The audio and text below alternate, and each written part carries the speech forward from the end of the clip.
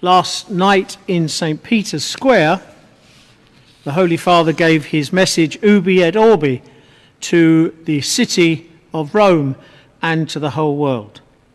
And so today we shall read the Holy Father's address. When evening came, the gospel passage we have just heard begins like this. For weeks now it has been evening.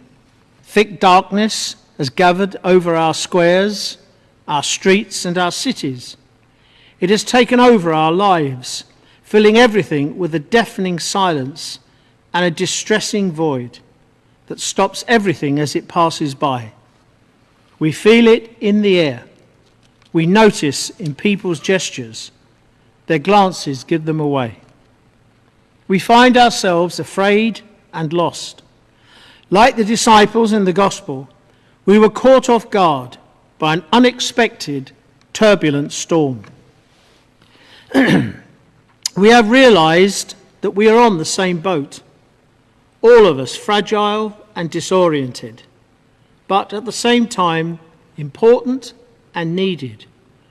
All of us called to row together, each of us in need of comforting the other. On this boat are all of us, just like the disciples who spoke anxiously with one voice saying, "We are perishing." So too, we have realized that we cannot go on thinking of ourselves, but only together can we do this. It is easy to recognize ourselves in this story. What is harder to understand is Jesus' attitude.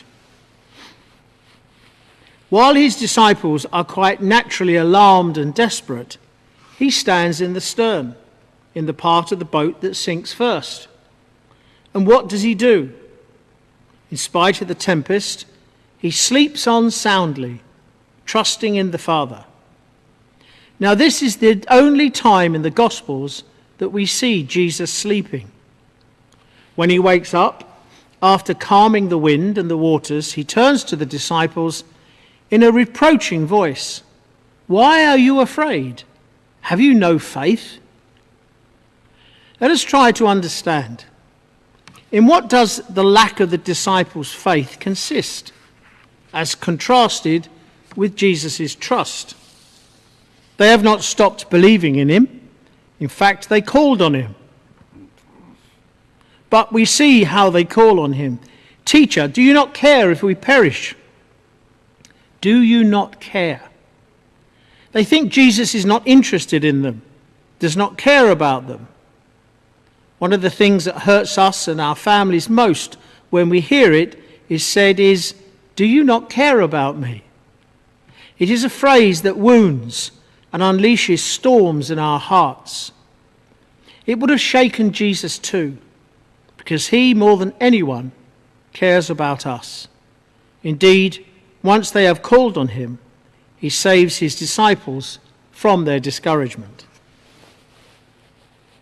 The storm exposes our vulnerability and uncovers those false and superfluous certainties around us which we have constructed our daily schedules, our projects, our habits and priorities. It shows us how we have allowed to become dull and feeble the very things that nourish, sustain and strengthen our lives and our communities. The tempest lays bare all our pre-packaged ideas and forgetfulness of what nourishes our people's souls. All those attempts that anesthetize us with ways of thinking and acting that supposedly save us, but instead prove incapable of putting us in touch with our roots and keeping alive the memory of those who have gone before us. We deprive ourselves of the antibodies we need to confront adversity. In this storm, the facade of these stereotypes with which we camouflaged our egos, always worrying about our image, has fallen away, uncovering once more that blessed common belonging of which we cannot be deprived, our belonging as brothers and sisters. Like the disciples, we will experience that with him on board, there will be no shipwreck, because this is God's strength, turning to the good everything that happens to us, even the bad things. He brings serenity into our storms, because with God, life never dies. Why are you afraid? Have you no faith? Lord, your word this evening strikes us and regards us, all of us. In this world that you love more than we do, we have gone ahead at breakneck speed, feeling powerful and able to do anything, greedy for profit. We let ourselves get caught up in things and lured away by haste. We did not stop at your reproach to us.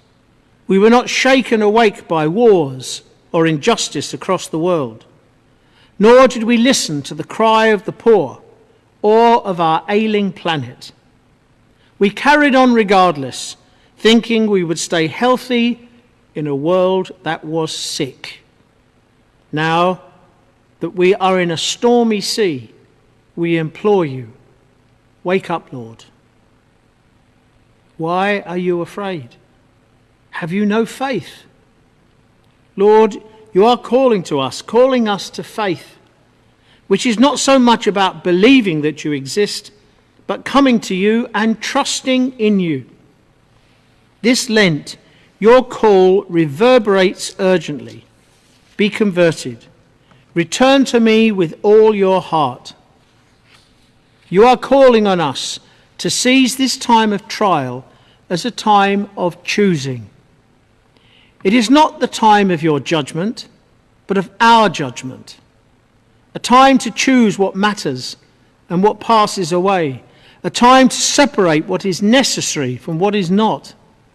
It is a time to get our lives back on track with regard to you, Lord, and to others. We can look to so many exemplary companions for the journey, who, even though fearful, have reacted by giving their lives. This is the force of the Spirit, poured out and fashioned in courageous and generous self-denial.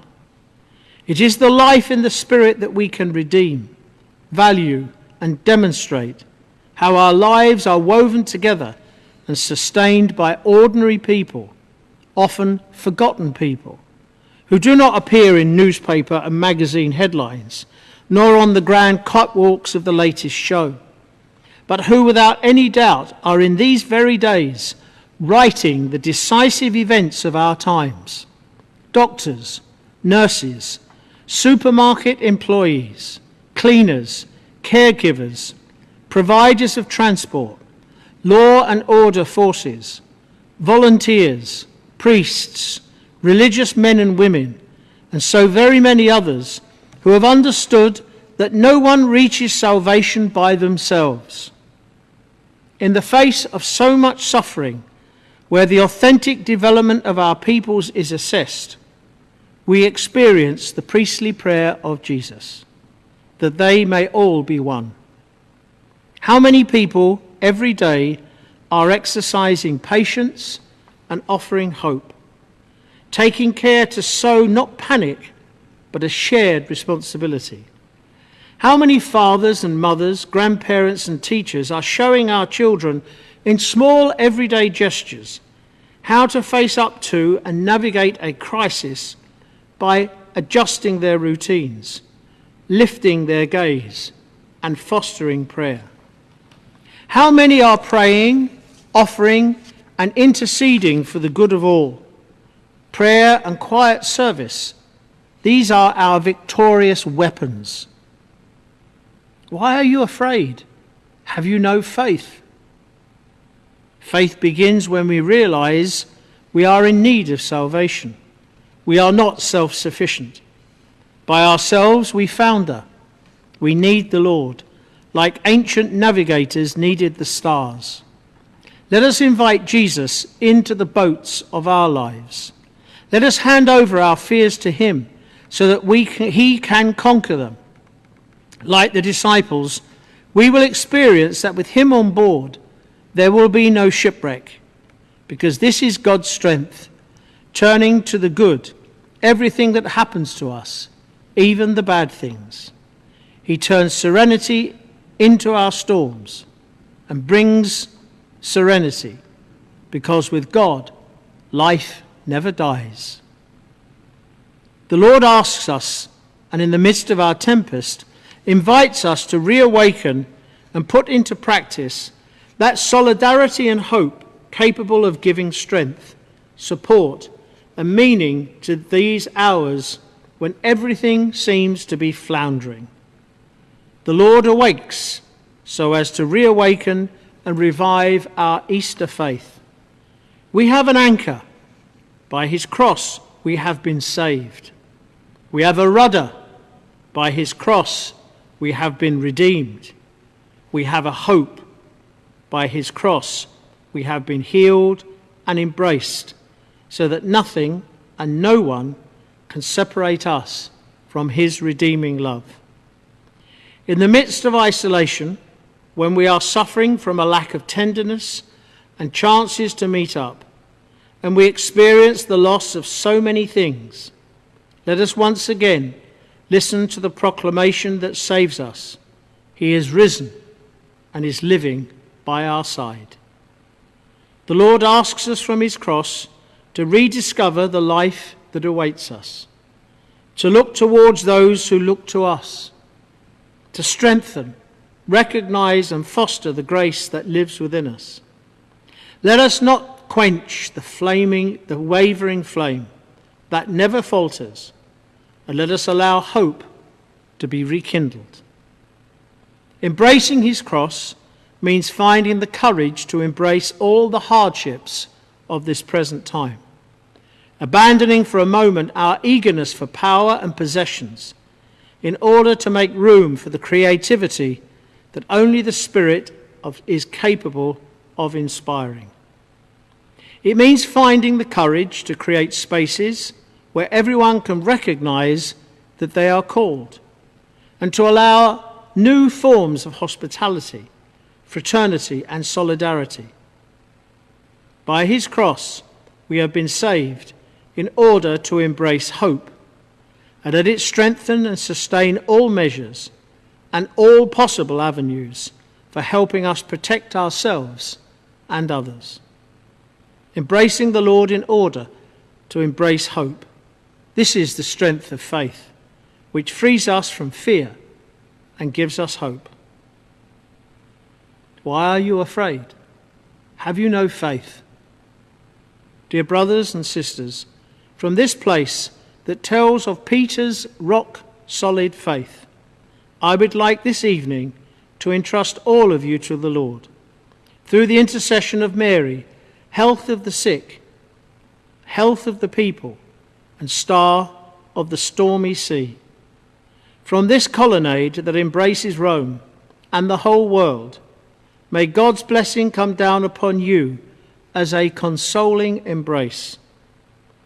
Lord, may you bless the world, give health to our bodies and comfort our hearts. You ask us not to be afraid, yet our faith is weak and we are fearful. But you, Lord, will not leave us at the mercy of the storm. Tell us again, do not be afraid. And we, together with Peter, cast all our anxieties upon you, for you care about us.